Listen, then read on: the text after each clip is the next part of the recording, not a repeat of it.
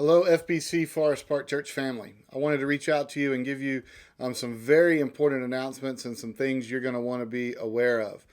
You'll remember last week I came to you and we just went before the church and let you guys know we have decided to sideline that discussion about reopening. And we have been completely focused on trying to get the building reopened and get back together to gather in a worship service. And just as that date continued to be delayed, we decided, you know what, we're done with that conversation. We're going to start chasing ministry and start seeing how to be the church and fulfill the mission of the church in this new context that we're in right now. So we are fully focused on this rebuilding process as we begin to get the church started back up and gain some momentum. And now that we've refocused, guess what's happening? We're gaining some momentum. Things are beginning to move and the pace is picking up.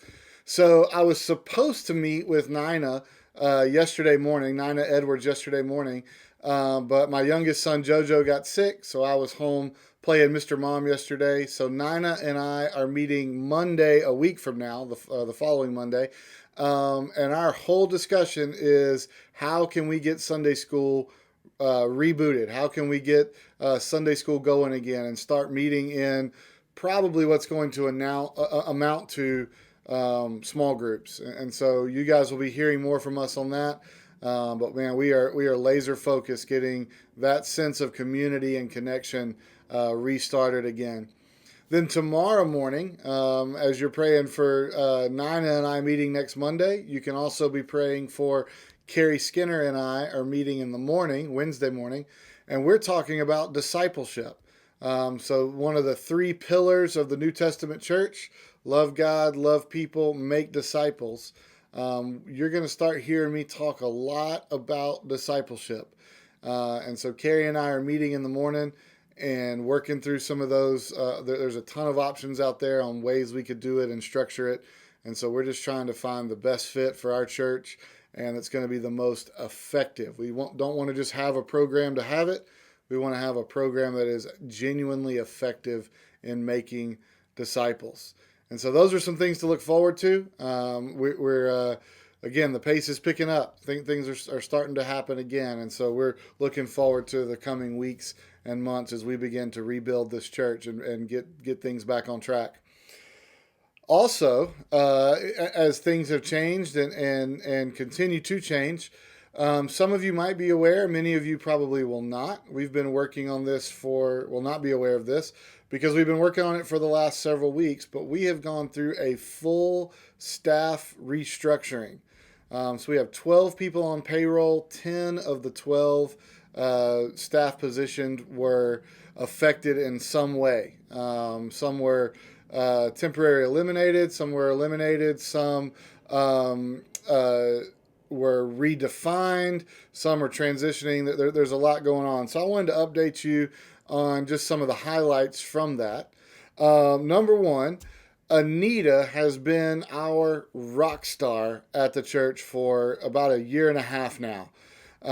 She took on the role of church administrator when Reed announced his retirement last year and began to transition out. So she was going to just sort of keep the business of the church moving and keep greasing the gears of the machine.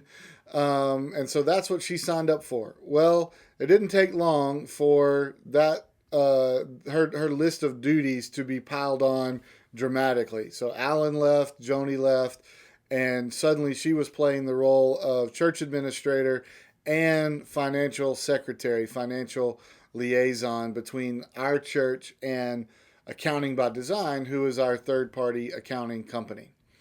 Well, Anita never wanted that to be a permanent position. She still doesn't want that to be a permanent position. And so we are going to start transitioning her out so that she can enjoy the life of retirement that she and Leonard signed up for a couple of years ago when she left Chick-fil-A. So in order to help her accomplish that goal, two things are happening. One, we are looking for a financial liaison. We think that job is going to be about 12 hours a week, and that is just the financial portion of what Anita is currently covering. And that job is to serve as the liaison between our church and Accounting by Design, our third-party accounting company. So just be processing checks, making deposits, going to the post office, coding. There's a lot to do. There's more than you would think, even with working with this third party. So we are officially looking for somebody to fill that role. We've met with other churches. We've met with our accounting company. We've sought some wisdom. We feel like that role is best filled outside of our church family, just for integrity reasons. There's a lot of confidential information that goes across that desk. So we are looking for a neutral third party outside of our church family to fill that role. So if you know somebody that's looking for a part-time job and would be qualified in that area, we are officially looking.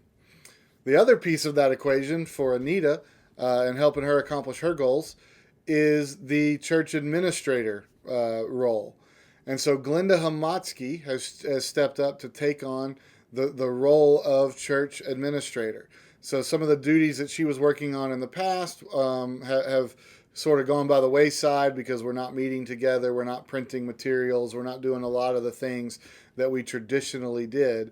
So she's going to start taking on more of that business role of the church and become very much my right-hand go-to person for a lot of things. So Glenda is hanging in there with me, hanging in there with us. We love Glenda. I value all that she brings to the table. I call her my chief joy officer because every time she's in the room, it just changes the dynamic completely. So we're just glad to have her, and so she's going to be transitioning into that role. There were some other just salary adjustments and those things. We won't get bogged down in the details there. But four individuals you're going to want to be aware of. First is our nursery staff. Sue Matthews and Tracy Archibald have served our church in incredible ways for many years. So we love both of them. They're back there taking care of our nursery. And if you haven't been to our nursery in a while, it is a top-notch operation. I call it the Taj Mahal back there. It's so pretty with just the way it's done up, and they've really taken care of that area. So they do a lot to serve our children and our families. But right now, the nursery's not open. So we have compensated them for full workload, for normal workload for the last 5 months. But we finally just reached a point where we can't predict when we're going to come back and when we're going to have nursery. So temporarily, those two roles we've pushed pause on those two roles. But once we come back and have nursery booted back up, Sue and Tracy will be our first phone call to refill those positions. So we have temporarily halted those positions and laid them off, but they are top of our list from when we come back. So I've told them that privately. Now I'm saying it publicly. Guys, we love you, and we can't wait to have you back on the team whenever that time comes. The other one is Jackie Brannon. Jackie, a lot of her roles were around attendance and Sunday school and some of the things that we're just not able to do right now. And also Frank's health has become more and more a part of the picture over the last several months. So Jackie actually announced her retirement. She calls it a resignation in this letter, but Jackie, I am not accepting your resignation. I'm accepting your retirement from our from the role that you've played in our church. So I wanted to read her retirement letter that she sent me, handwritten on a card. So I wanted to read that to you. It says this: Dear Elliott, thank you for serving and leading First Baptist Forest Park during this unusual time. My employment at FBC Forest Park for the past 10 and a half years has been a blessing and a ministry for me. Due to Frank's compromised health, it is time for me to, she says, resign. I'm saying retire. If needed, I will be happy to assist in sharing any skills that I may possess that could be helpful in the future. May God continue to richly bless the FBC office workers as they do the business work of the church. In Christian love, Jackie Brannon. And so thank you, Jackie. And I just wanted to announce to the church that we have accepted your retirement. And Jackie, we love you. and we're going to be looking for a way to celebrate you. And so more on that in just a moment. Then the last one is Terry Gay. Same thing. We have accepted his retirement. And so I wanted to read you his retirement letter as well. It says this: Dear First Baptist family, for almost 10 years, First Baptist Forest Park has been a great blessing to me and my wife, Teresa. We have been honored to have a ministry team of people that I consider to be of exceptional quality and ability in addition to their loyalty and friendship. For this, I am very grateful. Many of the church family have ministered to us in ways that can't be described, and there are friendships here that are deeply heartfelt. And so, it is with mixed emotions that I am announcing my retirement from First Baptist Church Forest Park effective July 26th. It has been a great pleasure to be alongside so many of you, and I will always appreciate the experience and knowledge I gained during my time here. We all know the tremendous blessings that have occurred through the ministries of First Baptist Forest Park. I ask that you would uphold the church in prayer over the next several weeks as you transition into this new period in the life and ministry to this community. We certainly want all to experience the favor of God, though we wish we could remain with you. Please join with the church leadership in asking for God to give wisdom as you seek to fill the minister of music vacancy. So that is 4 significant losses to our church family, to our church staff.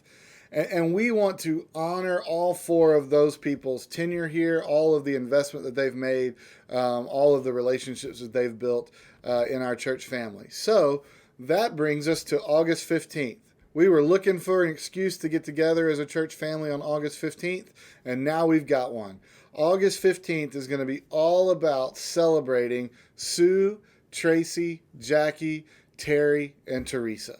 And so we want to make that a celebration of them. We're going to throw a big retirement party for 2 of them, and we're going to a pause party for Tracy and Sue, because we're looking forward to having them back on our staff in the future. But August 15th, Saturday, August 15th, put that on your calendar. As we gather as a church family, we want to make a big deal out of these individuals and celebrate all that they've done for us, all that they've done with us, all that God's done through them in our church and church family. And so, guys, we're looking forward to being with you on the 15th and making a big deal out of those guys, out of those staff members and their family. So I love you. Thank you. As always, anytime there's big changes like this that will generate questions and concerns, I'm sure, my door is open. It's always open. You can call me. You can text me. Text back on the church text message line, and that comes directly to my phone anyway. So however you want to get in touch with me, I am always here and available to you, and I will be more than happy to answer any questions that you might have. But guys, things are moving. We're looking ahead towards Sunday school, and we're looking ahead toward discipleship, and we're looking ahead towards having a big party on August the 15th. So I love you, and I'll see you there.